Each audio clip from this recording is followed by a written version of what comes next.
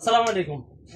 ঘুরতে আসলাম চর ফকিরিয়া বা গুচ্ছগ্রাম, নোয়াখালী জেলার যে কোম্পানিগঞ্জ ঘাট সেখানে। তো সত্যিই ভ্রমণ প্রিয়াসী মানুষের জন্য একটা চমৎকার জায়গা।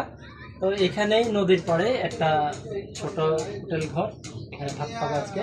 তো এখানের যে লোকাল মেনুগুলো, এই মেনুগুলো নিয়ে আজকে একটু কথা বলবো। যেমন এখানে আছে এই যে ডিম ভুনা, নদীর এই ফ্রেশ জাটকা ইলিশ মাছ, এই সাইজে মোটামুটি ভালো এই জাটকা আছে এখানে। এখানে খুব চমৎকার দুইটা আইটেম আছে, একটু পরে বলছি।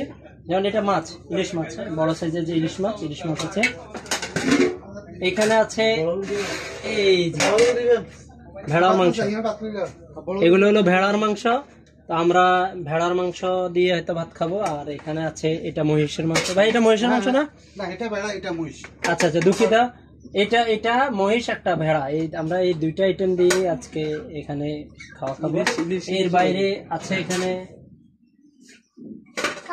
কাঁকড়া, চমৎকার একটা আইটেম। এই যে কাঁকড়া দেখেন, যে নদীর যে কাঁকড়া, এই কাঁকড়া ভুনা। আর এখানে সালাদ ভর্তা আইটেম যেগুলো আছে, যে চিংড়ি, নদীর যে চিংড়ি ফ্রাই আছে ভর্তা। আর এটা হলো হাঁসের মাংস। এখানে আছে ডাল ভুনা আর ভাত। আমরা এই সবকিছু নিয়ে একটু পরে খাওয়া শুরু করব। খাওয়ার টেবিলের কি অবস্থা চলেন। অলরেডি আমরা এখানে টারশিয়ারি যুগের খাদক 6 জন আছি। অলরেডি আইটেম আউট অর্ডার হওয়ার আগে আমাদের Swapan sir, Halim sir, Sohel sir আর ডাক্তার কুয়াত সব বসে আছে। ক্যামেরায় আছে আমাদের বন্ধু রহিম ভাই, চলে আসো। আমরা ভাই কি মহিষ আর কি অর্ডার হচ্ছে?